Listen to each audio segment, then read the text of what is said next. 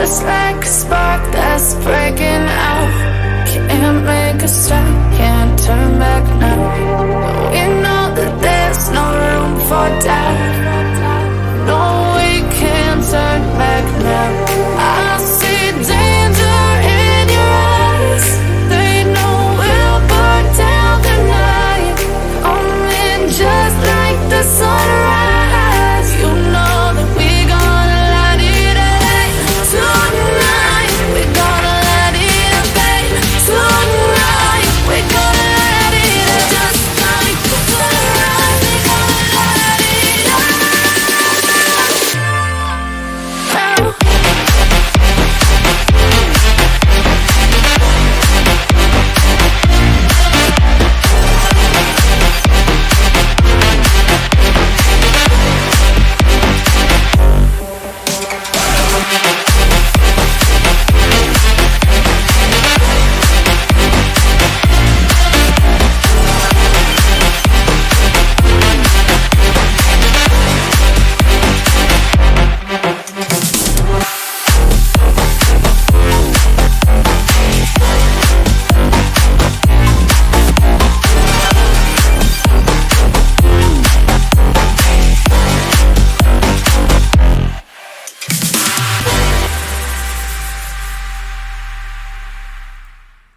Hello and welcome back to Chris Wyatt Reports. Hey folks, welcome back. It's January 10th, 2024. Where do the days go? Welcome back. Pleasure to have you all with me once again, wherever you find yourselves around the world. Let's go through the horn and greet everyone in the chat. Seems to be a good audience to start out here with over, we're in double figures here, 30 at the moment. Welcome in. Let me say hello to everybody. Early start time, as has become the norm on Wednesdays, because as many of you know, after this program, I appear on Wednesdays with the Colonel on Ronaldo Host channel over on the other YouTube channel. So cool. Let's go ahead and say hello to everybody here. Dylan Combrick is here as always. Dylan, pleasure. Gypsy Backpackers, welcome. Brian Lawrence. And Tony Nage is in from minus 20 degrees Celsius. Oh, it's just a walk in the park there, Tony. Stop whinging about the cold. Get out there. Be a polar bear. Your truck heater switch decided not. Oh, that sucks. That's why you're here. Well, I'm sorry to hear that. Yeah, folks, if you live in the Great White North or Alaska, you know, during the Alaska pipeline, when they built that back in the 1970s, the heavy earth movers and the equipment, the trucks that they used, the temperature is so low, like minus 60 Fahrenheit or lower, that they had to leave the engines running 24 hours a day, 7 days a week. If an engine shut off, they could never restart it. The engine block would freeze up. It was so cold. It was pretty crazy. Can you imagine how much fuel was burned keeping all those trucks and heavy equipment operating machines running 24 hours a day, 7 days a week for years on end? Crazy stuff. Now, my question's always been, how do you change the oil in a truck like that? Unless you have a building where you can pull it inside and it's heated, you let the engine cool off, then you change the oil and do service. That's probably how they did it. But I never questioned that. I was always curious as a young man as the Alaska pipeline was being built back in the 1970s. Yeah, which has brought us tons of energy over the ensuing decades, 5 decades since then, delivering energy, reliable, affordable energy to America and the world. Let's see, Tony Nage dealing with the cold up there in Alberta. And we got Carlos Mango says, future is a crime, poverty, what side? No idea what you're saying there. Gary Wild, welcome to you. Garrett is in again from Somerset West. Hester Coates is here. And Hester, Rennie Funt. We got Choco here. Brian Lawrence and Lodine Monday. Lodine, I hope you're improving. Choco wants to know, what is a fire pole? Fire pole is a euphemism, a fictitious phrase created by the African National Congress to cover up the corruption related to the Nkandla security upgrades for former President Jacob Zuma's private residence in KwaZulu-Natal. You see, what happened is that he pilfered state money to improve his personal residence for when he left office, among many of the crimes purportedly committed by the former President Jacob Zuma. Well, the fire pole was a huge swimming pool, and they said that that's what the fire crews will use to put out the thatch roofs if there's a fire on the property. Totally ludicrous. You simply build a underwater tank and put it in there. You don't need a swimming pool for that. But they actually went to Parliament and they dismissed the criminal charges against him, saying, well, it was necessary for security so the place doesn't burn down. Totally ridiculous. It's since then become a running joke. And for instance, every time that somebody becomes a paying member of the channel, your first symbol for your paying membership is a small little house symbol. And I call that your RDP house here on Chris Wyatt Africa. Chris Wyatt Reports. You get an RDP house. For South Africans, they're familiar with the program Reconstruction Development Program, which is basically steal from the taxpayers and build houses for the poor, and then retain the houses and the property so the poor remain dependent on the state and will vote for the party in control of the state into perpetuity. Yeah, they're called RDP houses. So I tell people when you become a paying member of this channel, you get an RDP house for 30 days before you're upgraded. But your RDP house comes with a fire pool, but there's no water in it. You have to get your own water. Anyway, so that's what a fire pool is, Choco. I hope that solves the question there for you. Erica, welcome back to the program. And who else we got here? Tony, I already said. Rolf Corver's here. Hey, Rolf, good to see you again. Graham is here. Graham Boost, welcome, Graham. Long time no see. Tony says, I worked the oil patch and we ran 24 hours a day and dried our socks and the diesel exhaust. Well, in the Gulf War, after we got soaked during the war, after a night of combat against one of the divisions, before we went into combat with the Talon Division, I think it was the 52nd or 10th or 12th Infantry Division of the Iraqi forces. Who knows? They had so many of them. We were completely soaked and we stood behind our M1 Abrams tanks. Not too close because you get burned. Stand behind them. They just kick out some really warm exhaust. And within seconds, literally, all the water was gone from our sleeping bags and our uniforms, and everything dried out almost instantaneously. That's a nice hairdryer if you can find one. 7 days left. Oldest son turns 27. How time flies. Wow. Esther, is he the one that thinks I know nothing about South Africa? Yep. All right. Nick Muller's here, and Chris Swanepoel. Hey, Chris. Hope you're doing well, Chris. And Monray Seabitz is in. Okay, good to see you all. Well, folks, let's get to it. Let's talk about the news. News on South Africa once again. And this fire pool scandal is getting lots of oxygen at the moment as everyone talks about the comments of Secretary General Fikile Mbalula, former transport minister and Mampara extraordinaire. Mampara extraordinaire. That is Fikile Mbalula. Yep. Anyway, so let's get into that. And if you don't know what a Mampara is, folks, look it up. It means a dunderhead, a blockhead. It's an idiot, basically, a simpleton. So he's competing for Blockhead of the Year already, and it's only January 10th. He's already the front runner for Mampara of 2024. An exercise in futility is how the African National Congress describes the discussion related to Jacob Zuma's fire pool at Nkandla. Public protector already dealt with this fire pool drama, says the Office of the Presidency.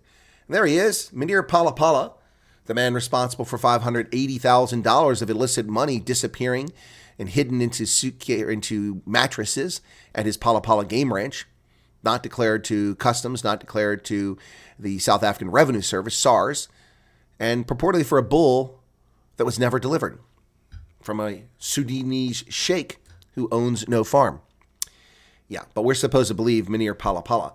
Munir Palapala, also a president of the African National Congress and coincidentally president of South Africa, has steered clear of the reinvigorated controversy around the 4 million rand pool at Nkandla, with a spokesperson saying that former public protector Thuli Mandosela's Secure and Comfort report already dealt with the matter.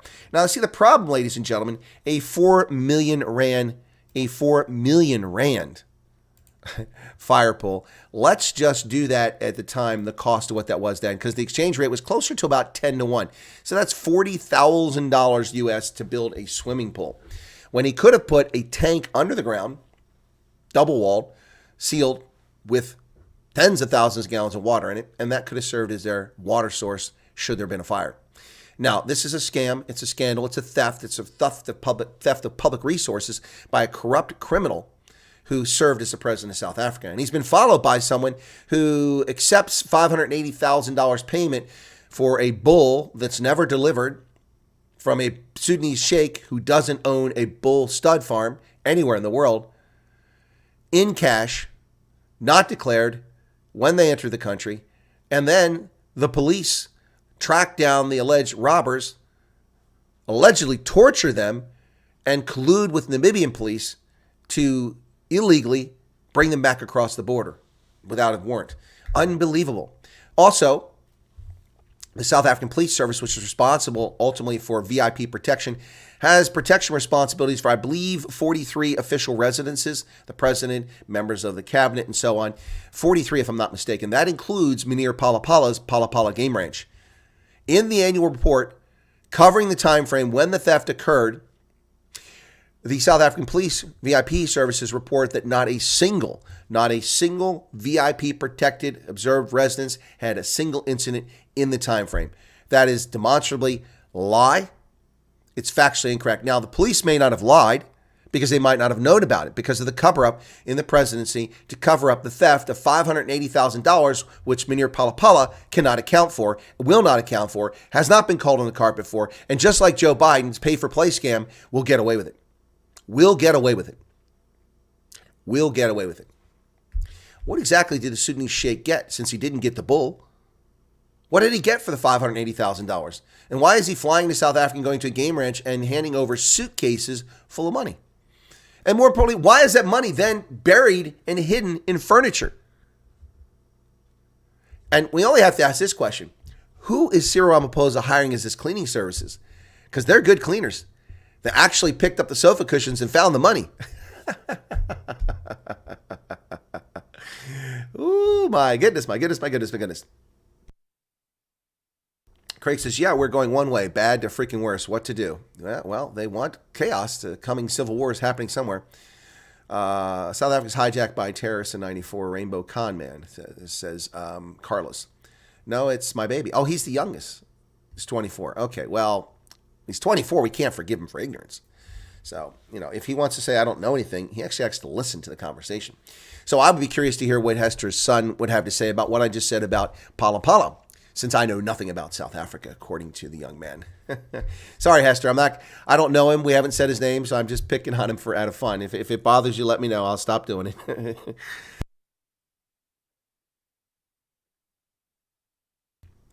No, it was the COVID Rona that was money that was an illusion.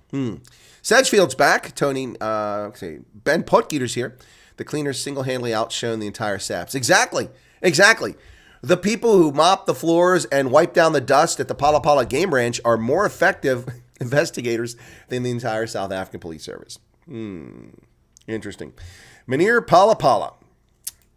In a leaked voice note from January 9th, former police minister Nathi Ngaleko criticized the ANC Secretary General Fikile Mbalula, who recently claimed that the fire pool explanation from then was false. While addressing ANC members on Sunday, Mbalula confirmed that what was previously widely understood to be a lie, that the 4 million rand amenity in former President Jacob Zuma's homestead was in fact a swimming pool, not a fire pool. But in the voice note to KZN politicians following his remarks, Ngaleko stood by his initial claim that the facility was a fire pool. So he's covering his backside. Let's see. Where's it at? There's a picture here somewhere. It's not in this one. Maybe it's in another. Here you go. Now, the ANC officials are backtracking all over South Africa, trying to cover their backside from the wanton diarrhea that comes out of the mouth of the Secretary General of the ANC. We went from Ace Magashule, an accused corrupt official, accused of corruption in the Vreda dairy scandal, in the Free State asbestos tender. We're talking about tens of millions of dollars here involved in this stuff. He's been accused there, a very shady background. He's not convicted because the ANC won't try these accused criminals, and if they do, they stretch the thing out. But Ace Magashule, disgraced former Secretary General, left the party, was fired as Secretary General, replaced by an even bigger Mampara. That, of course, is Fikile Mbalula. Now, for those of you who watch Ronaldo Khos program, you know quite well what he calls him. Begins with an F, and it ends Ile, but it's not F. It's not Fikile. Anyway. He's been calling him that for a long time. African Idiot's back. Good to see you again. But anyway, they're running around covering their backs. Snooki Zikalala reacts to Fikile Mbalula's. Boy, this is word salad. Trying to pronounce these names. Snooki Zikalala reacts to Fikile Mbalula's verbal diarrhea, saying he got excited. I don't know what excited him. Well, they're trying to explain his remarks. President of the African National Congress Veterans League, Snooki Zikalala, today, said ANC Secretary General Fikile Mbalula got excited when he made his recent utterances on the Nkandla fire pool. On Sunday, Mbalula came under fire after he said the ANC lied to protect the then president, whose 206 million Nkandla upgrade at taxpayer expense raised eyebrows over a decade ago. We defended former President Zuma, even going to Parliament and saying that a swimming pool is a fire pool. The Constitutional Court, chaired by Mohem, issued a judgment against Zuma, but the ANC stood by him. Zuma now says he can't stand by President Ramaphosa. And that, of course, is the crux of the matter, ladies and gentlemen. That is the crux of the matter. As ANC officials run around, create fictitious lies, fabricate stories to cover their naked, bare backside, and this growing scandal over what we all knew was the truth, that it was not a swimming pool. I mean, I'd be an idiot to think it was a swimming pool or a fire pool. It was a swimming pool. They are scrambling. And this is all because Jacob Zuma is saying he's voting for the upstart new Mkhonto we Sizwe opposition political party. Speaking of which, they have some problems too. But the ex-police minister is also scrambling, saying it was a fire pool. Yeah. Swimming pool built at former President Jacob Zuma's private homestead in Nkandla with taxpayer money has returned to haunt the kleptocracy known as the African National Congress. Former Police Minister Nati Naleko has come out guns blazing against Fikile Mabulula. He said he had reported directly to the ANC Deputy President Cyril Ramaphosa and others on the Nkandla page. No wonder Minir Palapala is silent on this issue, because he was deeply involved in the cover-up that took place back over a decade ago.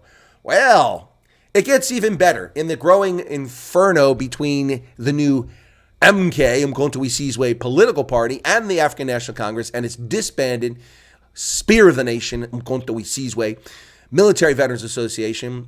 The new party has appropriated the symbol. Now, this is trademark infringement. This is genuine trademark infringement. Look at the difference between the two symbols. On the left is Mkhonto we Sizwe, the political party. On the right, Mkhonto we Sizwe, the Military Veterans Association. Now, both of these warriors are wearing diapers and carrying a shield. One is throwing his spear. The other is foisting it and jabbing it. One is in green. One is in white. One runs the words "we Sizwe" together. The other separates them. Clear trademark infringement. I sign the papers. ANC takes logo dispute with the MK to the electoral court. Well, they should go to general court. It's a trademark infringement. The ANC is reportedly taking its logo dispute with the newly formed Mkhonto we Sizwe party to the electoral court. MK is our trademark. It's well-known in South Africa. It's the People's Army, and it belongs to the ANC. It's not the People's Army. No, there's no such thing as the People's Army. This is a fraud by a fraudulent political party that claims the mantle of liberation. Mkhonto we Sizwe is not the People's Army, and it never was. It was the arm wing of a commie-loving ANC. The People's Army is the South African National Defense Force, which has its own challenges, not Mkhonto we Sizwe. And by the way, Mkhonto we Sizwe does not exist. Fikile Mabulula added the ANC challenged the formation of the party in May and won, but later a certificate was awarded to the new organization without the party's knowledge. The technicality about that was that there was a gazette and we didn't respond. We were unaware of that, and once we were aware, we responded. We were challenging that. We were going to electoral court. I signed the papers on Tuesday. Well, there you go. Were there any fire pools involved? Sorry, folks. I can't help it. Were there any fire pools involved? Tiger Wheel and Tire, a South African tire distributor and installer across the country, its parent company was the victim of ransomware. Thai Auto Investments, the holding company of Tiger Wheel and Tire, tires and more, and other businesses, has notified suppliers it was hit with a ransomware attack on December 28th. They said they didn't give in to extortion and is busy incrementally bringing its systems back online. Thai Auto says we'll never cede to paying nor engaging with criminals. Well, okay. The problem with that is you pay taxes to the government, and the government is full of criminals. So, but I get their point. 150,000 welfare recipients in South Africa don't get their welfare payment. You know, Cyril Ramaphosa just yesterday tried to frighten South Africans. If the ANC is not in power, student loans and student grants and SASSA payments are at risk because the evil racist in the other parties, including all the black South Africans who are obviously racist, will stop your SASSA welfare payments. Folks, apparently you don't need to change governments in order to not get your SASSA payments. The ANC, incapable of performing the most basic task, fails to deliver SASSA grants to 150,000 hungry South Africans. 150,000 SASSA beneficiaries were not paid due to verification delays. Look at that. There's the welfare office. More than 150,000 people did not receive their social grant payments in January, with the South African Social Security Agency saying the delay was due to verification process. Initial estimates were that 70,000 people have been impacted, but now they say it's 150,000. Wow. SASA spokesperson Paseka Lasatsi confirmed the figure today, 150,000. Well, Cyril Ramaphosa was correct. SASA grants are in jeopardy, but not because of opposition parties opposed to them. By the way, they all voted for these grants in Parliament, not just the ANC, but because of the incompetence of an ANC bureaucracy stuffed with patronage hires, many who are functionally illiterate and certainly incapable of cogent thought or crystal clear job performance. Yeah. Well, South Africans are already not getting their SASA grants, courtesy of the ANC. Well, ladies and gentlemen, another brutal murder. This one, a South African National Defense Force member accused of murdering his wife. Eerily similar to Oscar Pistorius, the Blade Runner, and Reva Steenkamp. Military man accused of gunning down his wife in Pinetown home. The man accused of gunning down his wife in their Pinetown home on January 3rd has appeared in court. Luanda Maloksisi Zungu has made his first appearance in court this week. On January 3rd, the Independent Line reported that Tanya Msani Zungu was shot dead in her home in Padfield Park in Pinetown. ALS paramedics Gareth Jameson said paramedics arrived at scene to find South African police service and private security companies already parked outside the home. Paramedics were shown inside the house where a female was found to have sustained multiple gunshot wounds. He said the paramedics assessed the patient and unfortunately found that there was nothing they could do for her and she was declared deceased at the scene. The couple's children, aged 15 and 13, and an elderly woman were in the house at the time of the murder. Zungu fled the scene prior to the arrival of emergency services. He later handed himself over to police and was duly charged. He was remanded into custody and the state is opposing bail. Speaking to Daily News, Msani's mother, Gwen Msani, said that she was visiting with the family at the time of her daughter's death and that by 9:30 a.m. Zungu was still home and she heard her daughter screaming that Zungu was assaulting her. She described her son-in-law as a violent man who last year handed over his firearm. Msani told the publication she was concerned that Zungu would be granted bail, and Tanya was laid to rest at the weekend. So that woman, that black woman, Black Lives Matter, right? Sure. Black Lives Matter so much that he murdered his wife, according to police. We'll see if it's true.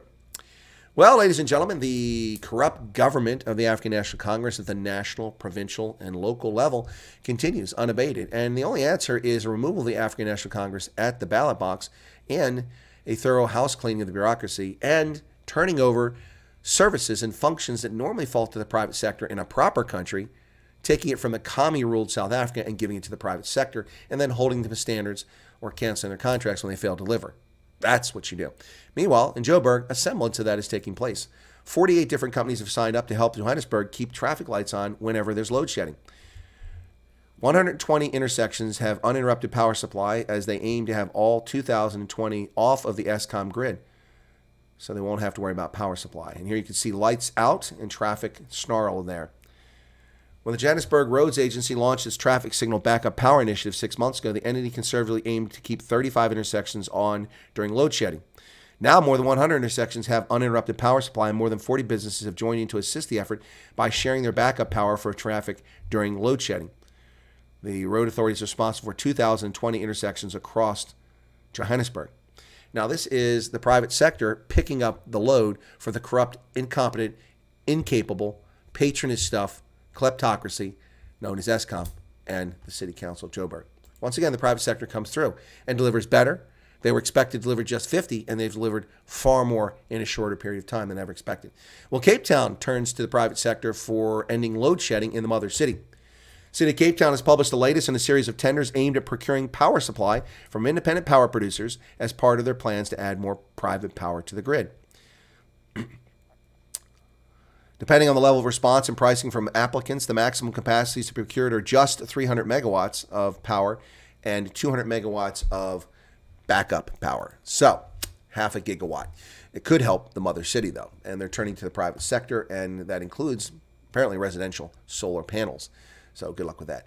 The wealthiest square mile of Africa is located not in the Congo, not in Cairo, not in Casablanca. No, the wealthiest square mile in Africa is located in Gauteng province, Sandton City. The wealthiest square mile in all of Africa, with the most money, the priciest residences, the most upscale shops. And soon, they'll be without water. Oh, dear God. The disaster that is South Africa under the ANC is so sad. Sandton braces for possible water outages as Ran Water embarks on repairs to a reservoir. A broken isolation valve at Randwater's Santon Reservoir will need to be repaired on Thursday and Friday. The repairs require the water pumping station at Santon 1 and 2 reservoirs be stopped. As a result, much of Ward 90 will experience low water pressure and even no water in some parts over the next few days. My goodness. Maintenance is necessary to ensure continuous water supply to the systems. Both Santon 1 and Santon 2 reservoirs will be closed. Therefore, there will be no water supply coming into the Santon areas. Why are they not connected to a grid that brings reserve resources so that when you do maintenance? I mean, ladies and gentlemen, let me help the engineers in South Africa. You don't build systems that have a single point of failure or success. You build backup and redundancy. So when electricity fails from one power station, you can shift the load across the grid. That's why the Southern African Power Pool was formed, to share electricity across Southern Africa. When you have water, you have an alternate source, and you keep tabs on the alternate source, and then you can relieve some of the pressure to ensure that people have water. Just because a valve breaks or a pipe goes bust, you shouldn't be out of water for an entire ward in a city. And embarrassingly, the wealthiest part of all of Africa. This is the ANC at its best. Cape Town is pushing for privatization of the port, except this story in Business Tech is misleading. They don't want privatization. The Democratic Alliance controls Cape Town and the port. They want, well, Transnet controls the port, I should say. They want partial privatization. They want the private sector to carry the load, and they get the credit. City of Cape Town is increasing its call for private sector partner at its embattled port. A partner. The Port of Durban is set to get a private partner, the Philippines International Container Terminal Services, in April. Cape Town is yet to hear from the national government on a timeline for a private sector partner at its own port. Amid ongoing reports of extreme inefficiencies at the Port of Cape Town, the city calls for a clear deadline on introducing a private sector partner here, as the case in Durban. Urgency of this cannot be understated. Well, absolutely. Ladies and gentlemen, yet another, and I'm sorry to bring this tragic news, of a horrific murder in South Africa. And we don't know, and maybe it's best not to know, whether the man was alive when he was burned. This is a horrible situation. This is not a farm attack, but a robbery. Another white South African murdered, and I just point out a black South African murdered. The way he died was inhumane. Family finds man's charred remains after robbers torch his house. Robbers set alight the room in Christo van der Merwe's Boksburg house. The family recovered his charred remains. Don't know whether he was alive when the fire happened. Only the charred remains of 57-year-old Christo van der Merwe were left after robbers set his Boksburg house alight and stole his Honda Civic.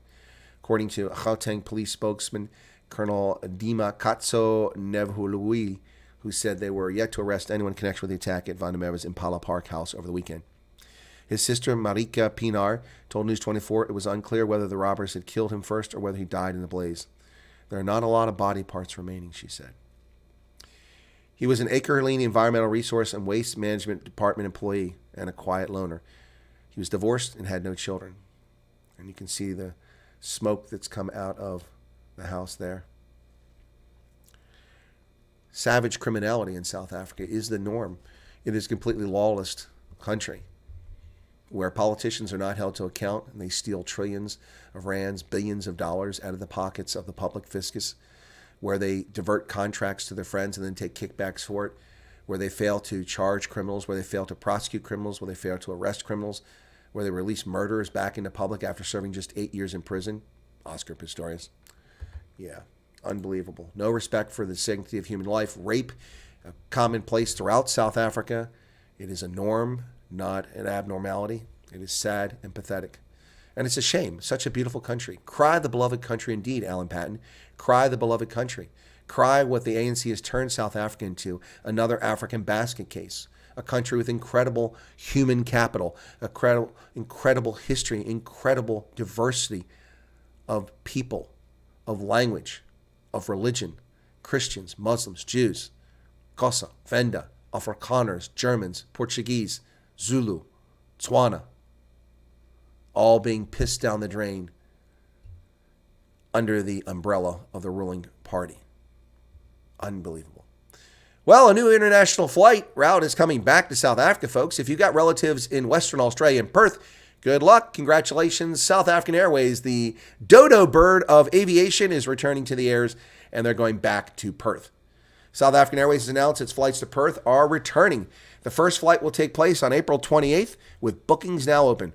Besides the global interconnectivity potential of this route, Perth has long been a favored destination for South African and Australian travelers, with approximately 80% of our target market being visiting family and friends. The recommencement of the route provides an easier and direct passage for both leisure and business travelers, promoting trade and cultural exchange between South Africa and Australia. Well, given the thousands of expat South Africans living in Perth and around Perth, this is a good development. And I'm looking forward to going to Australia. Maybe that's the route I'll take. I'll go to South Africa, then fly on with South African Airways. Ooh. Well, Zimbabwe's currency is collapsing once again. The Zimbabwean dollar started the new year on a back foot, plunging more than 40% on the parallel market as high demand for foreign exchange continues to outstrip supply. A range of factors, including the end of tobacco sales and the softening of global commodity prices, affected the dollar inflows into Southern Africa.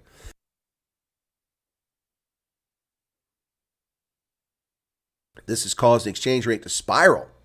The mineral-rich nation gets 85% of its foreign exchange from mining. Used to get most of it from agriculture. Well, backlash now, folks. Backlash over Kenya's visa scam, whichever it is. Anyway. Yep, Kenya is facing backlash over the visa-free entry policy introduced for all foreigners this month, with some terming it hectic. President William Ruto announced the policy last month to advocate for visa-free travel, except it's not visa-free. You have to have an electronic travel authorization, which is the same as a visa, and you have to get it 3 days before you travel, and you still have to pay $30 for the processing. And it applies to countries that didn't have a previous requirement, like South Africa. On Sunday, Kenya had received more than 9,000 visa applications through the digital platform, but some foreigners now criticize the government, saying that the new policies created confusion and made travel to Kenya tougher and costlier. Dear Africans, Kenya is not telling the world the truth when it says it's now visa-free. It is not. It has, in fact, made traveling more difficult for Africans who didn't need a visa before, prominent Zimbabwean journalist Hopewell Chinono said. So until 24 hours ago, as a Malawian, I could just wake up, buy a ticket, and fly to Kenya in the afternoon, visa-free. Now Kenya's removed visa-free for everyone visiting Kenya, but now everyone has to pay $30 travel authorization fee 72 hours before travel. What? Hectic, Malawian entrepreneur Jones Nataukira had to say. Absolutely correct. It is a scam.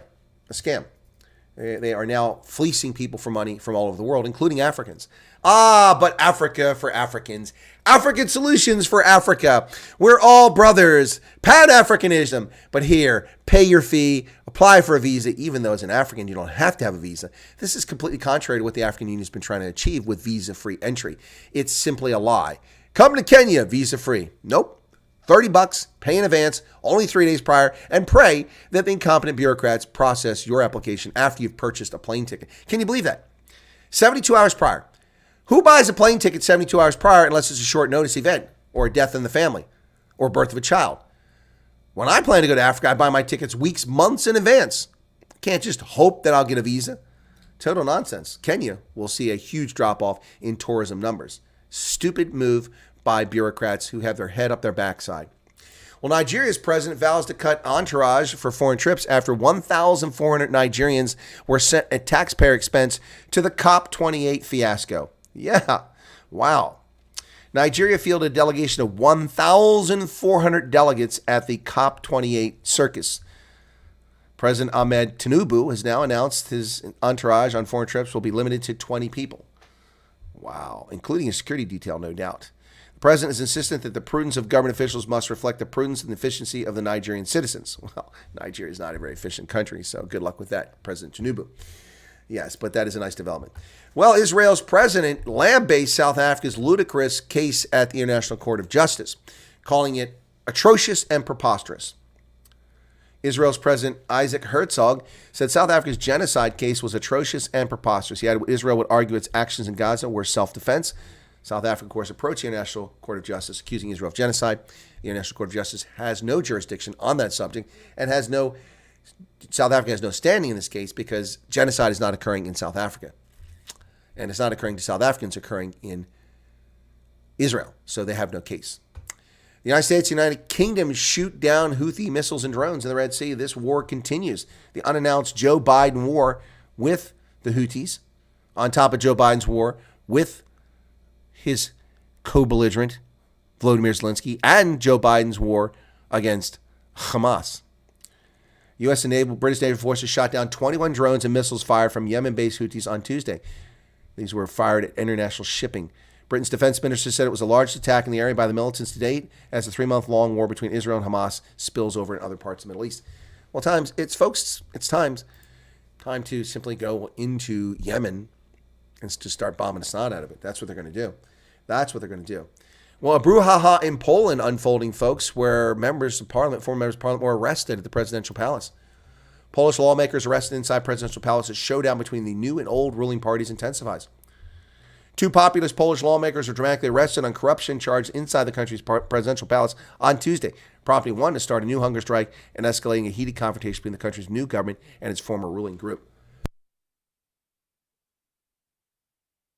Mariusz Kaminski and Maciek Wasik, both members of parliament in the ousted authoritarian group Law and Justice, were detained Tuesday after seemingly taking refuge inside Warsaw Palace of President Andrzej Duda.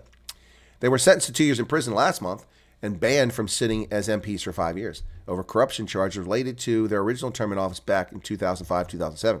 But that sentencing infuriated the previous president and many within the party because Duda had previously pardoned the pair before the conviction. Supreme Court ruled the pardon was void, but the Constitutional Tribunal, another body filled with their party loyalists, said it should stand. So, Poland being rocked by a leftist government arresting its predecessors. Does it sound familiar? Donald Trump comes to office. Hillary Clinton steals top secret sensitive compartmented information and puts it in a broom closet and shares it with Uma Abedin, who doesn't have a security clearance, and probably Anthony Weiner and all his little contacts on his sexual network. That's supposition. That's not a statement. But we know that she stole classified information and is never charged for it, endangering the public safety and the national security of this nation. And instead of prosecuting her for her crimes or purported crimes, Donald Trump gave her a free pass, and his Department of Justice never pursued Hillary Clinton.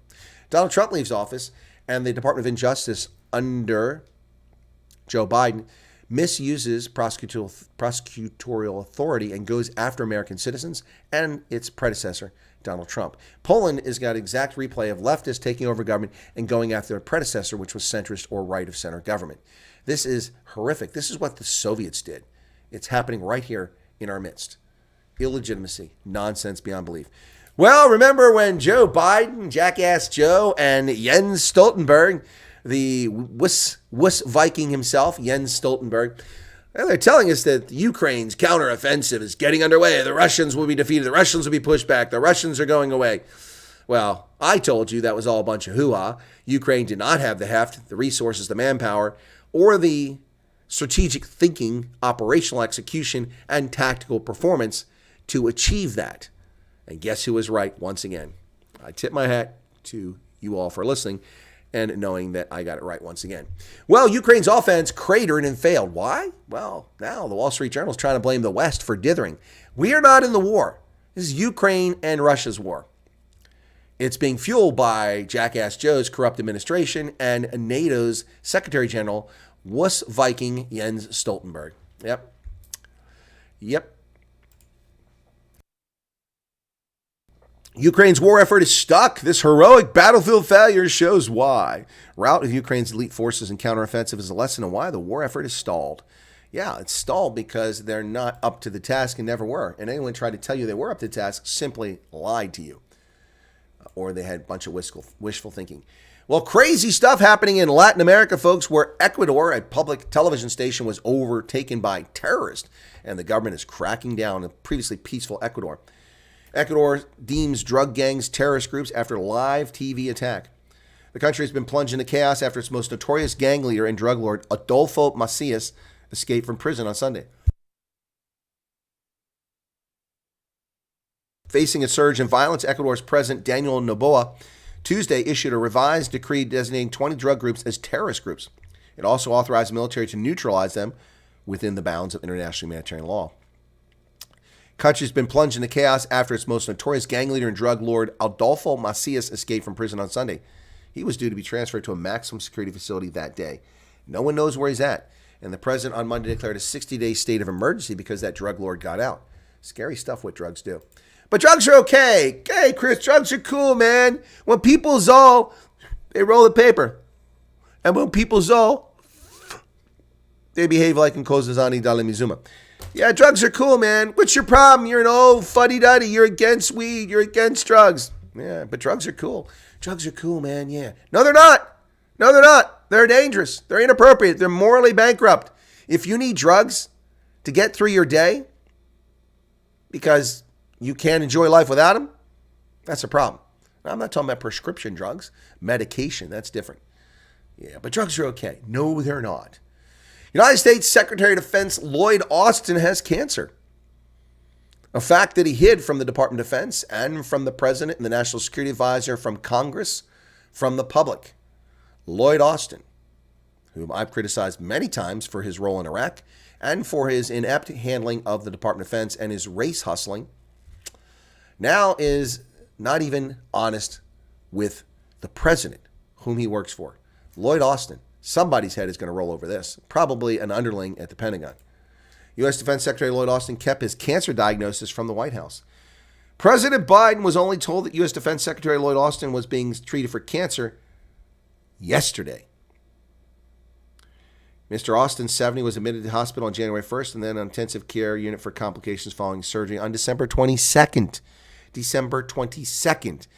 22nd, 23rd, 24th, 25th, 26th, 27th, 28th, 29th, 30th, 31st. That's 10 days.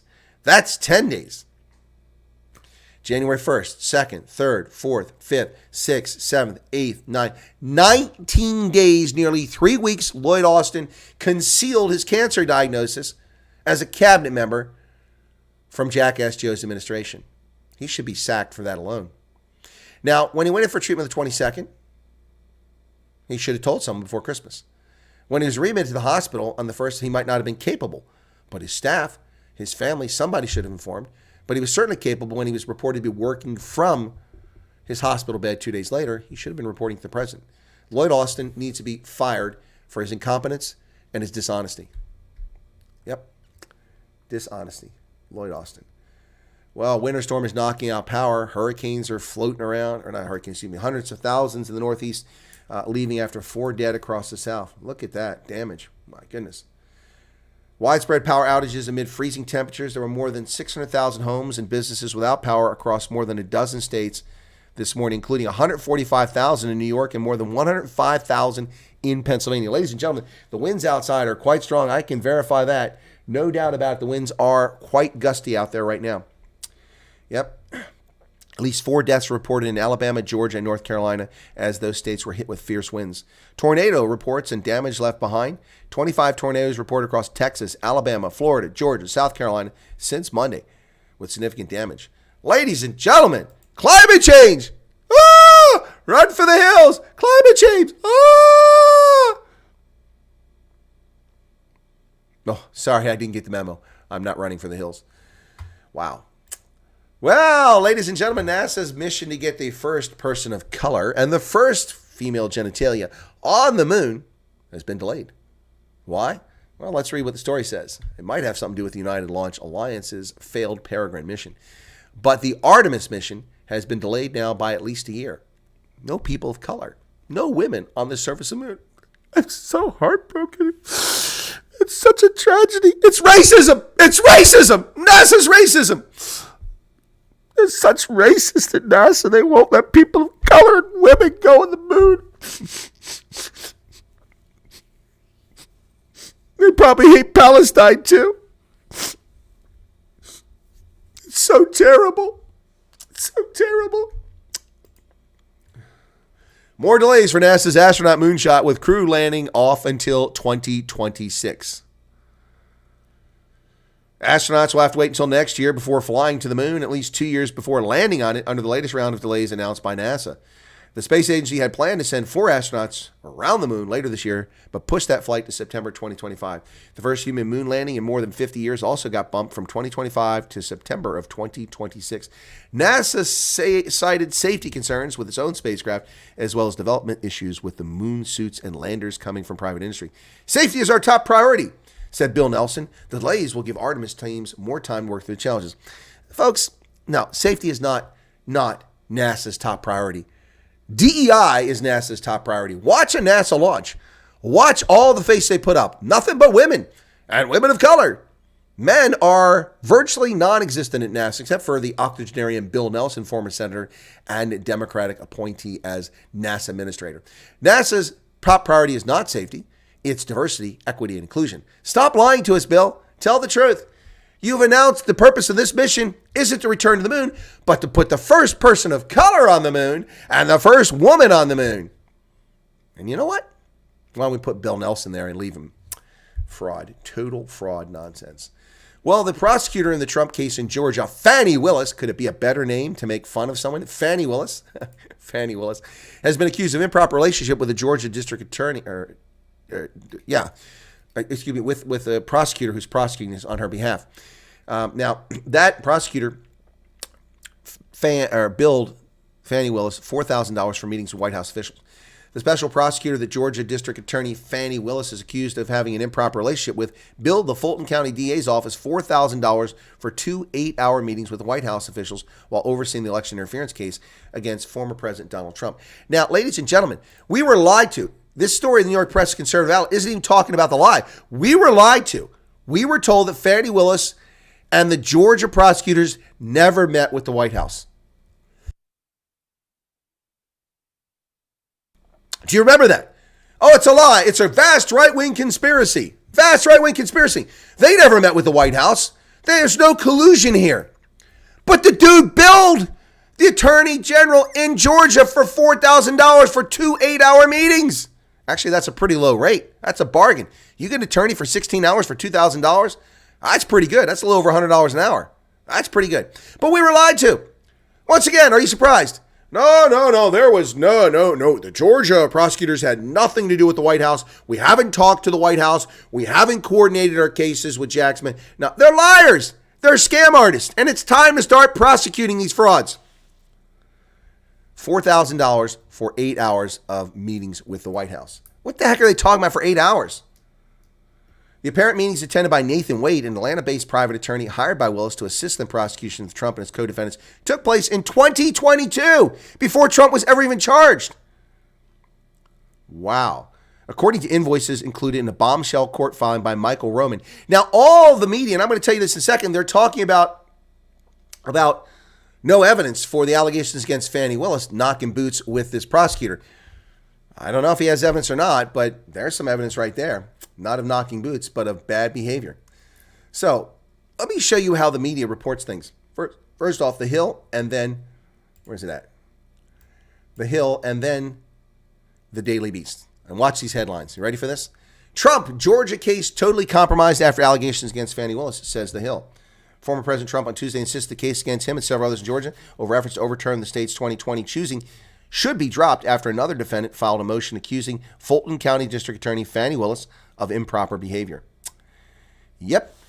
Michael Roman, a Philadelphia-based political operative who has served as Trump's director of Election Day operations and faces 7 criminal charges, claimed in court filings that Willis and a top prosecutor in the case are engaged in improper romantic relationship, making the indictment fatally defective. Now, that's The Hill. But the Daily Beast runs a story saying, calm down, the allegations against Fani Willis won't put Trump's Georgia prosecution at risk. Really? So if it's true, if Fani Willis is sleeping with the guy who's prosecuting Trump, and she's supposed to be objective, if Fani Willis is directing money, which is then used by that person to pay for vacations for her and that special prosecutor so they can prosecute Trump, if it's true that that prosecutor billed $4,000 to her office for 16 hours of meetings with the White House when they lied about it, how could the case have any validity whatsoever? She's corrupt if it's true. She is compromised if it's true. She's a fraud if it's true. And this is just more example of demon rat governance in this country. Unbelievable. The fruit of the poison tree. The fruit of the poison tree. That's what we're talking about here. Wow. If it's true. Now, ladies and gentlemen, the leftists will tell you that diversity is important. We must have diversity. Women have been treated poorly forever. We don't have an equal rights amendment. Yeah, we do. It's called the Constitution. Everyone's treated the same. But we don't have an equal rights amendment. Women only get a fraction of what men get paid in the workplace. Factually untrue when you take the context and talk about it properly. Oh, but women. So we want diversity. America, which is 75% white, we need diversity. Not enough minorities represented. Well, look what the New York Times runs about the St. Paul, Minnesota City Council. St. Paul, Minnesota City Council. This is what it's comprised of. You ready for this? The all-female city council marks a turning point for a twin city. For the first time in St. Paul, Minnesota, all 7 council members are women. They also make up the youngest and most racially diverse council in the city's history. Now, the left has been complaining forever, well, I'm not represented. Well, let me tell you what. I'm not represented there. None of them have danglers. None of them have male genitalia. None of them experience the trials and tribulations of male puberty, male adult experience, the bigotry and racism directed against white Anglo-Saxon Protestant males. They don't know what that is. How can they read it? As Sotomayor once said in her confirmation hearings, only I, a Latina, can understand the challenges of Latin people. Therefore, I should be on the Supreme Court. Well, only I, a white Protestant, Anglo-Saxon male, understand the tribulations of 38% of this country. Therefore, I should be on the Supreme Court or the St. Paul, Minnesota City Council. By the way, the city of St. Paul is overwhelmingly white. White. Yet only 1 councilor out of 7 is white. None are men. Where's the diversity there? You know, talk about diversity though. Oh, look how it's not diverse. It's all chicas. It's all women. Wow. There was a moment last summer when Nelsie Yang realized that she and 6 other women were on the verge of making history in St. Paul. The group of city council candidates was knocking on doors to share their joint campaign message, one that could transform the makeup of the city's governing body. It was such a powerful moment, said Miss Yang. That collective work is how you win campaigns. In mid-November, Miss Yang's prediction came true when they were elected. And on Tuesday, the first all-female St. Paul City Council was sworn in office. This is the vision I had when I first started organizing 8 years ago, said Miss Yang, who was the council's first Hmong American. Change doesn't happen with the same voices at the table. And the scientist has just been given a membership courtesy of Carlos Mango. Thank you for that, Carlos. Yeah. The new council, all Democrats, haha, surprise, surprise, includes 3 incumbents, Mitra Jalali, the council's new president, Rebecca Noriker, Miss Yang, and 4 newcomers, Anika Bui, Chiniquan Johnson, Hui Jong Kim, and Sarah Yost. All 7 council members are under 40, and 6 are women of color. Ladies and gentlemen, 6 are women of color. So how is that diverse? How exactly is that diverse? Please, inform me. Where's the diversity there? Where is the diversity there? There's no diversity there. It's all women. It's all chicas. If it was all white men, ooh, we need change. We need transformation. No, you need elimination and marginalization of males. That's what you want. That's what you seek. And that's what you've achieved because of stupid people who believe your garbage, divisionary, bigotry, misandry, racism, and hatred of white men and of America. That's what you got. It's like Toyota. You asked for it, you got it. Wow. Well, ladies and gentlemen, as the House begins its impeachment hearings for the failed treasonous conduct of Alejandro Mayorkas, Homeland Security Department defended Secretary Mayorkas ahead of the first impeachment hearing Wednesday, saying extremists within the GOP are wasting time on an effort rather than working to fix the border. No. We are under invasion. Just today, the governor of Massachusetts begged residents of Massachusetts to take in immigrants. Please, if you have a spare room, take them in. We'll give you $5,000 for each family you take off our hands. Really? Who's paying for that $5,000? The taxpayer. Why? So the taxpayer is paying for taxes that are funding the importation of criminal alien invaders who have no justification whatsoever to be in our country. They're not legitimate asylum seekers. They're not legitimate immigrants. They're not legitimate travelers for tourism. They're not legitimate business people. They're not legitimate university students. And they're not visiting family. These are frauds who've invaded our country, facilitated by a corrupt regime in Washington, D.C. And now the governor of Massachusetts is asking Massachusetts residents to take in these people who are destroying our country. Oh, that's not xenophobic. That's also not anti-immigrant. These people are coming from all over the world with no justification to be here whatsoever. And before you racists start your leftist garbage, hate-wanking lies, remember, 700 to 900,000 foreign nationals take an oath every year to become an American citizen. And we allow that. We welcome them with open arms. They came here legally. They followed our rules and laws. They contributed to the kaleidoscope that is America, to the social fabric that is America. They work. They raise kids here. They adopt American mores and norms and values and then bring unique aspects of their own culture, whether it's Hmong, Vietnamese, German, Lithuanian, Xhosa, Ndebele, Yoruba, and they become Americans. But these people are not that.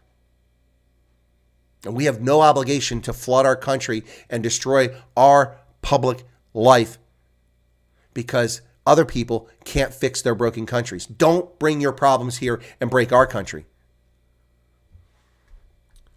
The Mayorkas impeachment is underway. It is 2 years too late. Well, for some reason on social media, people are questioning Nikki Haley's citizenship. I question Nikki Haley's credentials as a conservative because they're non-existent. She is a Republican name only, a bought and paid for deep state bureaucrat who will lead us to ruin, a la George Bush, Bill Clinton. Clinton wasn't a conservative, though. So, whoops, my phone got knocked over there. Careful there, got all excited. All right, so Nikki Haley. There's no question she's an American citizen. I don't know why this is being raised. People are claiming on social media that because her parents were from India, she's not an American. Well, the way it works is if you get in the country and you drop an anchor baby, I'm not saying Nikki Haley's an anchor baby, then they're citizens. The stupid interpretation of how our citizenship goes is a major problem. People born in our soil are automatically considered citizens, which I think is illegitimate. It's illegitimate. Foreigners should not be allowed to have their children here so they get an American passport and they all get to latch on American society. That's not acceptable. Now, in the case of Nikki Haley's parents, perhaps they immigrated here. I don't know their story, but she was born here. So the case is over. This is stupid. Stupid stuff. False claims question Haley's eligibility to serve as U.S. president. Republican presidential candidate Nikki Haley is ineligible to be president because her parents were not U.S. citizens at the time of her birth. That's the claim. Well, that's false.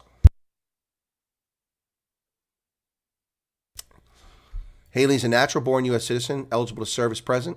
She was born in Bamberg, South Carolina. Yep.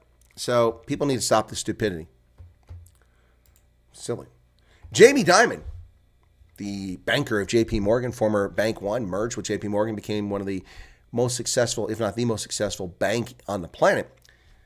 Well, despite the lies coming from the Biden administration and from analysts they're bought and paid for in media outlets claiming that we're on the road to great recovery and great financial success in 2024, Jamie Dimon is sending a word of caution. This guy tends to be right most of the time, saying that it looks more like the 1970s than it does the 1990s. When it comes to Wall Street bandwagons, Jamie Dimon is often the cautionary voice in the crowd. While the street is excitedly eyeing rate cuts, J.P. Morgan Chase CEO remains unconvinced the Fed has put recession fears to bed for good. Yep, and let's see what he had to say. He says it down here. $2 trillion in fiscal deficit, the Infrastructure and IRA Act, the green economy, the remilitarization of the world, the restructuring of trade, all are inflationary. That looks a little more like the 70s to me. The inflationary pressures. And we're getting lied to every day. Oh, inflation's down. No, it's not. It still rose 5%. It just didn't rise 8%. So the prices are fixed, and they're still going up 5%. And they'll still go up, and they'll still go up. Inflation isn't tamed. That's a lie. Until we have deflation and return us to the prices we had 3 years ago, people will suffer. Unbelievable nonsense. Well, ladies and gentlemen, here's the other side, the dark side of people coming to our country as guest workers. They send the money they earn here abroad, deleting it from our economy. $63 billion a year in remittances to Mexico alone flood out of our economy. The darker side of Mexico's $63 billion remittance boom. Yep, $63 billion per year. Mexicans living in the U.S. sent home a staggering $63.2 billion in remittances last year, and President Andres Manuel Lopez Obrador hailed the news as a triumph. This means that living conditions improve and poverty is reduced. Yeah, off of our wealth. Off of our wealth. And you're going to say, wait a second, but these people earn the money. So if they came here, they should be contributing to us, not elsewhere. So that remittance happens all over the world, but a big impact for America. Now, the lies being told by was Hillary Clinton or Alexandria Ocasio-Cortez or Kamala Harris, one of those clowns claimed that Donald Trump's own wife won't even campaign with him. Very insensitive comment after it was disclosed by the Trump campaign that his wife had been attending to her mother who was ill. And now the news comes and breaks today that Melania Trump's mother, Amalia Knav's has passed away at the age of 78. The mother of former First Lady Melania Trump has died. Amalia Knavs was 78. Ms. Trump announced the death Tuesday evening on social media. She did not give a cause. Amalia Knavs was a strong woman who always carried herself with grace, warmth, and dignity. She was entirely devoted to her husband, daughters, grandson, and son-in-law. We'll miss her beyond measure and continue to honor and love her legacy, the former First Lady wrote. New York Times reported that former President Trump has said December 31st at Mar-a-Lago that his mother-in-law was very ill in a Miami hospital and Ms. Trump was with her. But demonic leftists called out Ms. Trump for not campaigning with her husband because they're disgusting, vile reprobates and not human beings, bent solely on attaining power and no sense of human dignity. Fani Willis subpoenaed to testify in a colleague's divorce. Fulton County District Attorney Fani Willis has been subpoenaed to testify in a colleague's divorce proceedings, according to the court filing. It could shed light on the claims by Willis and her colleague carried out an improper romantic relationship as they prosecuted President Trump and others. Well, we shall see. We shall see. Rolling Stone reports this bizarre situation in New York, which made no sense to me. I don't even know who this group is. An ultra-conservative Jewish group has led to all kinds of problems, not the least of which has been an explosion of anti-Semitic misinformation after secret tunnels found. They claim it's on Twitter, but it's everywhere, folks. News of an underground tunnel system has exploded into a morass of conspiracy theories. 10 men were arrested following a dispute with the New York City Police Department officers at the Chabad Lubavitch World Headquarters in Crown Heights, a synagogue catering to the adherents of the ultra-Orthodox Jewish movement. Structural engineers were attempting to fill in a system of mysterious secret tunnels which had been illegally excavated underneath the building, and a group of young men turned out to protest. So suddenly, there's been all kinds of anti-Semitic stuff as a consequence of that. Well, it turns out a stuck valve was likely the cause of the mission that went awry. Peregrine. Shame.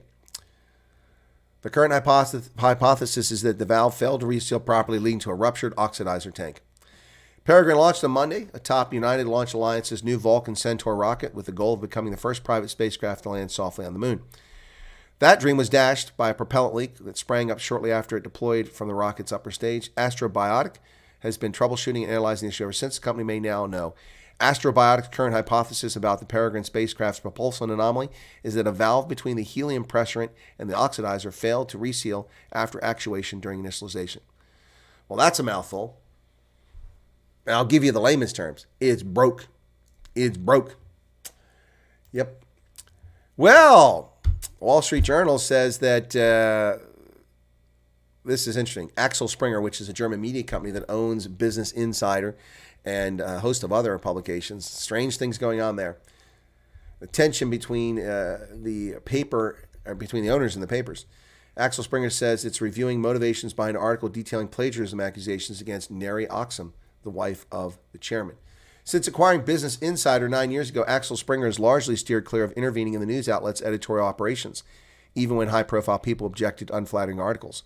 That hasn't been the case in recent days. The German media company said it's reviewing the process and motivations behind a recent Business Insider article accusing designer and former professor Neri Oxman of plagiarism. The review comes amid complaints from Oxman's husband, the hedge fund billionaire, about the publication's reporting tactics. Well, what's going on there? Ladies and gentlemen, the American Legion in Kentucky has asked for people to attend a funeral for a veteran. American Legion asked community to help give a veteran a proper burial. The Kentucky American Legion hopes the tri-state will show their support for a man who gave years of his life to protecting our freedoms here at home. Robert Lance Reynolds, 70, is being laid to rest tomorrow at the Kentucky Veterans Cemetery North, but he has no family in the area. They're asking community to come out and say goodbye to this gentleman.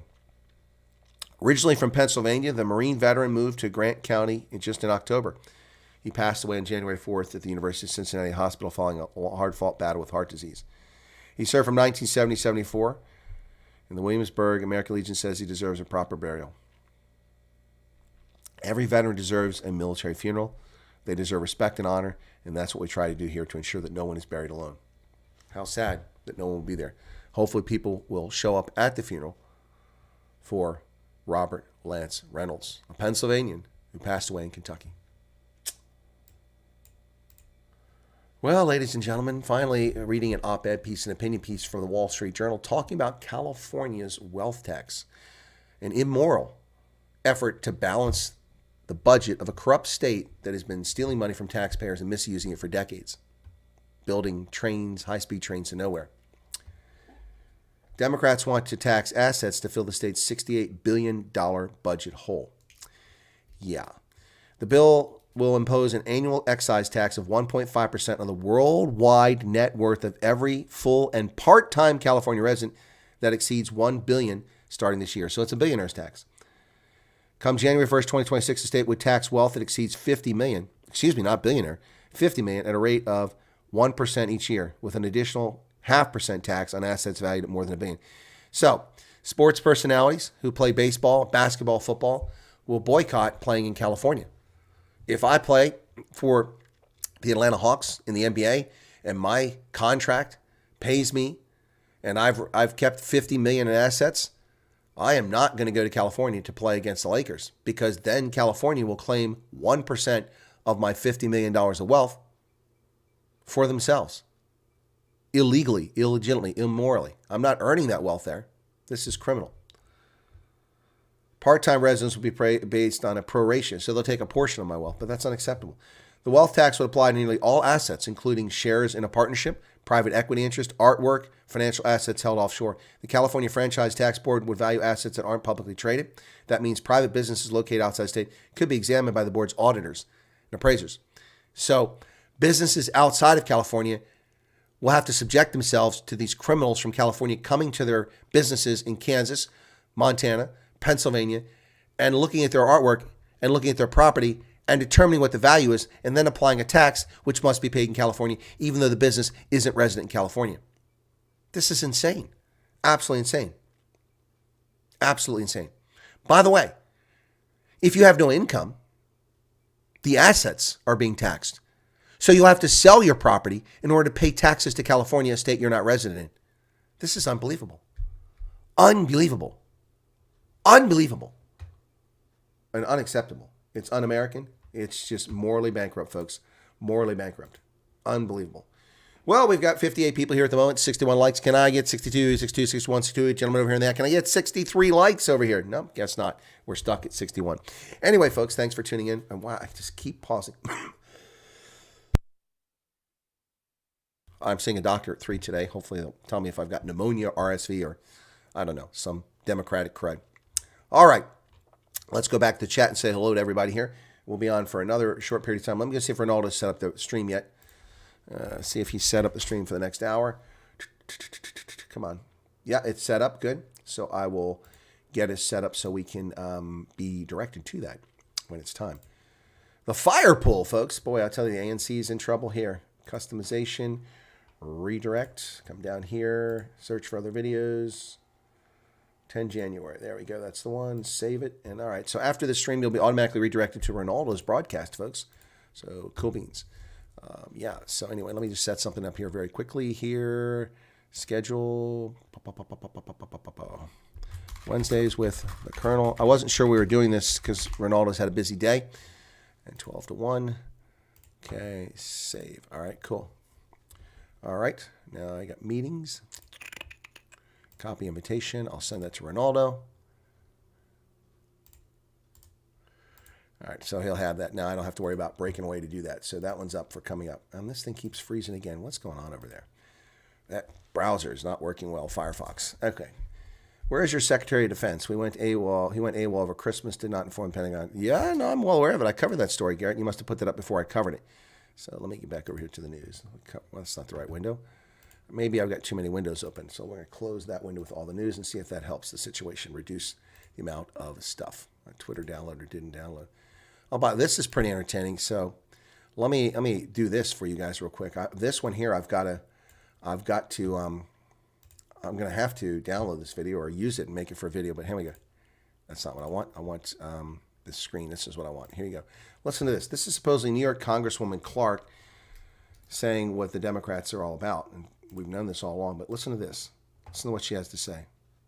Representative Yvette Clark. From Brooklyn, New York, we have a diaspora that can absorb a significant number of these migrants. And when I hear colleagues talk about, the doors of the inn being closed, no room in the inn. I'm saying, I need more people in my district, but just for redistricting purposes. And those members could clearly fit here. From Brooklyn, New York, we have a diaspora. Those members could clearly fit here. What? So she admits that the entire movement to bring criminal alien invaders in the country is to let them vote so that she has more people, actually not to vote, so she has larger numbers in her district so she can get, this is insane. It's like the fire pool. They admit the truth and there's no scrutiny whatsoever. James Moriarty's here. Hey, James. Seems to me that it could be a hit. He knew something. He only stole the car. Oh, you mean that house? Yeah. So-called leaders can't even provide toilet paper for themselves. Is what Patton wanted: chaos, poverty, economy, hell. Yeah. Well, he was a leftist journalist. Yeah.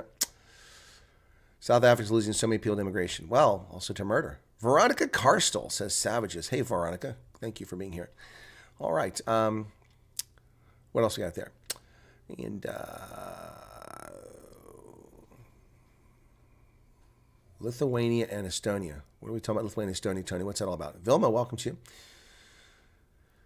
Vows says, not impressed with Senate. If I wanted to live like a prisoner, I would commit a crime and get locked up. I love my flatland living. Okay. Ken says, do you believe anything they say? Who, Ken? Democrats? No, very little. Many people will hide cancer diagnosis. Do not think he should be sacked. Well, no, I disagree, scientist. Seriously? He shouldn't be sacked? He can hide it from the public. He doesn't have to disclose to the public, but he's got an obligation to tell the President of the United States. He doesn't need money. He's a retired 4-star general. He gets almost $200,000 a year in retirement. Plus, he gets full benefits for medical. He's going to Walter Reed. And now he's going to get retirement from serving a few years. I don't know how that works for cabinet secretary. For members of Congress, got to serve 2 or 3 terms. A senator, 1 term. Yeah, he doesn't need that. Of course he should be sacked for being dishonest. The president, the White House, the National Security Advisor, his deputy should have known that he went to the hospital for a surgical procedure. His deputy didn't even know what happened to him, just that she received paperwork saying she was in charge of the Pentagon. Of course he should be sacked. That's dishonest. What you're saying, you're treating him as if he's just you or me, scientist. You or I, if we have a cancer diagnosis and we keep it to ourselves, that's our private business.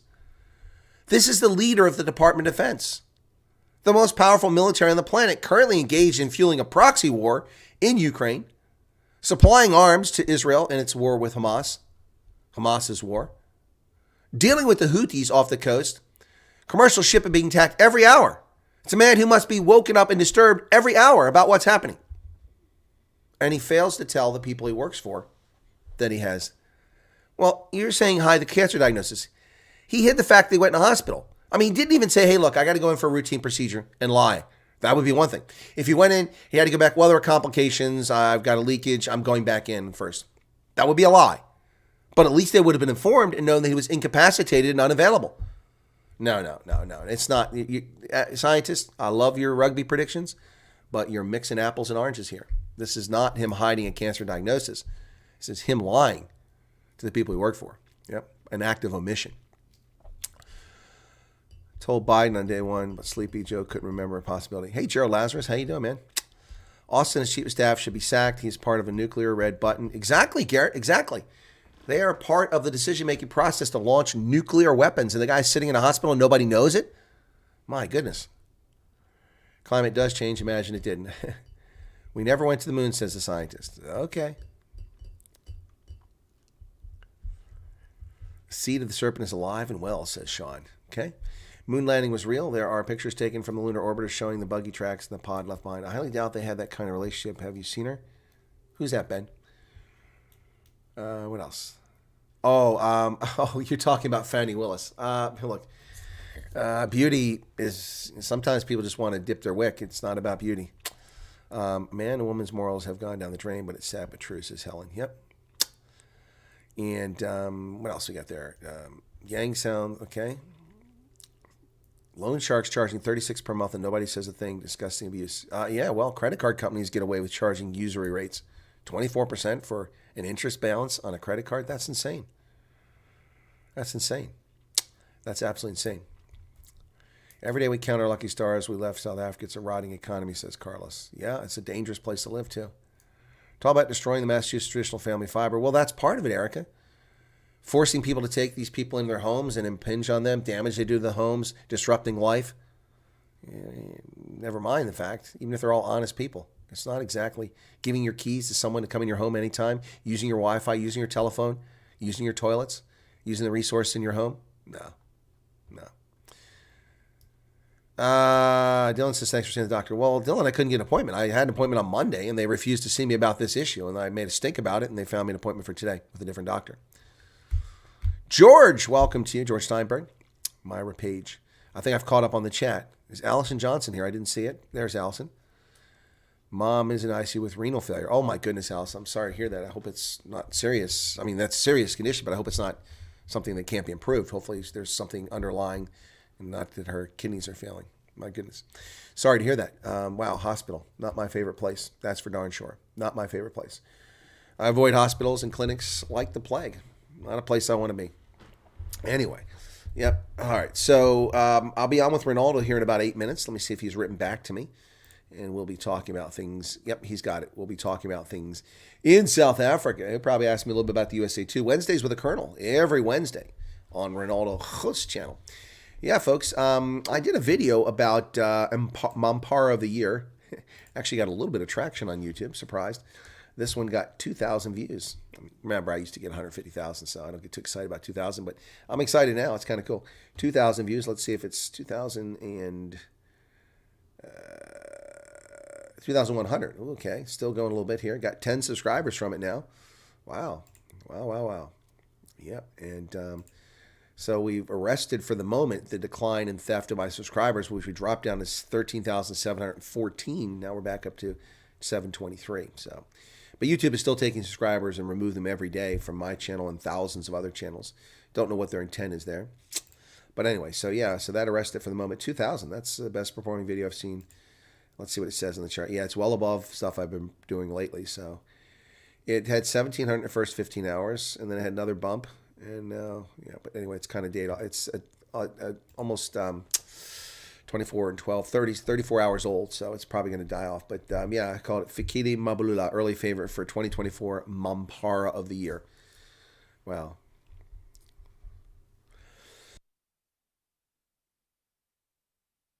Erica's inquiring about Allison, how she's doing with that. Yep, with that health issue for her mom. Brian says taxation is usury. It is. I agree with that. That's outrageous. And the continuing, somebody said something about 4% earlier. I didn't say. Oh, there it is. Sedgefield said property tax in the USA is 4% every 4 years. Is this correct? No, that's not correct, Sedgefield. I don't know where you got that information from. All right, so let me explain. Property tax is something that's done at the state and local level. So, for instance, I have a home mortgage, and in that home mortgage, I have locally assessed taxes. Those locally assessed taxes are for the school district, where I have no children, but I pay as a tax property owner. School district, which is 2/3 of the tax, and then the other third goes to the township, which is the governing body. I'm not in a city. I'm not in a borough. I'm not in a town. I'm in a township, which is a peri-urban, rural situation. So in order to pay for road repair, for police services, for emergency services, things like that. So Erica just gave 5 gifted memberships. In order to pay for that, I have to pay taxes. So those taxes in Pennsylvania are different than in other states. In Ohio, you cannot raise taxes locally. Myra, you cannot raise taxes locally without a ballot initiative. Voters must approve tax increases. So over the years, I was hit repeatedly with increases for the school district. And sometimes I would agree, most of the time I would agree to increase the taxes. But that really wasn't fair because I didn't own property, but I got to vote. So anyway, but at least it goes to the voters. Here in Pennsylvania, apparently the school districts can raise your taxes every year without any reassessment of the value of your property. They get to raise it every single year, which is crap. We have no say in it. That's immoral. The voters should have a say in whether those taxes go up. The school district just decides how much they want, and up to a certain percentage, they can increase it every single year. So my taxes have continually risen since I moved here, and it's atrocious. It's unacceptable. But it's not 4% of my income. It has nothing to do with my income. I could have no income whatsoever, and they could repossess my house because I don't pay them $10,000 a year in tax. Light rain. Yeah, so if I don't pay them taxes, they take my home. Yep. Doesn't matter whether they have income or not. That's just how it works. It's just how it works, man. Anyway, so it's not 4%. Now, in some states, which was what California is trying to implement now for wealthy, high net worth individuals, they have intangibles tax, or in California, they're calling it excise tax. But in Florida, one reason why I'm not a Florida resident is they have an intangibles tax. And in the military, a lot of people don't like paying state taxes because they're not in their state. So they try to shop around and they get stationed in the state and try to become a resident of that state.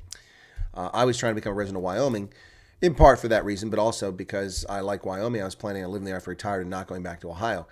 Never did it, and then continued to pay Ohio taxes. And then after 9/11 started, at some point, Ohio just stopped taxing. But they kept taking my tax money. So I had money coming out of my income. They never returned it to me, and I didn't know. I filed my return. They just took it, even though I said military. So they just stole my money for a couple of years. And then finally, I saw that like 3 years prior, they changed the law. And if you're military, you're out of the state, you don't pay taxes. And then I just started, making that claim. Anyway, but Florida has an excise tax. So if you own stocks, you own $1 million of stock, let's say it's 1% or I think it's 1%, you have to pay Florida $10,000 because you have $1 million stock. But if the market collapses in the next year, it's only worth $400,000. You still got to pay taxes, but you pay it on the $400,000. But you never realized any income. It's immoral to pay taxes on assets, to own assets. The state takes no risk. They take no gamble. You do all that, and they take your wealth. It's just morally bankrupt. Yeah, so it's not true, whatever somebody told you about 4% every 4 years. No. That's, I don't know where that's at. That might be in some locality, some jurisdiction, but the norm is that homeowners pay property tax and school tax. And business owners pay business tax and income tax. Individuals pay income tax. There's lots of other taxes too. I mean, by the time I take every dollar that I earn and I take all of the Social Security, Medicare, Medicaid, federal income tax, state income tax, take that out, that reduces it down to about 50%. And then from that, whenever I buy something, I'm paying 6% tax. When I buy fuel, I'm paying like 80 cents a gallon on every gallon of tax. Every bill, my phone bill is loaded up. My cable bill is loaded up. My cable bill is $149, but my bill is actually $287, so over $100 more in taxes and fees that go to the government. When you fly on a plane, oftentimes the ticket costs almost nothing. It's all taxes to airports and the governments. It's horrible what they do to us. Horrible what they do to us. I'm not sure what tax I shouldn't have to pay, Erica. You talking about the school tax? Well, yeah, I got to pay it. Doesn't matter whether you have kids there or not.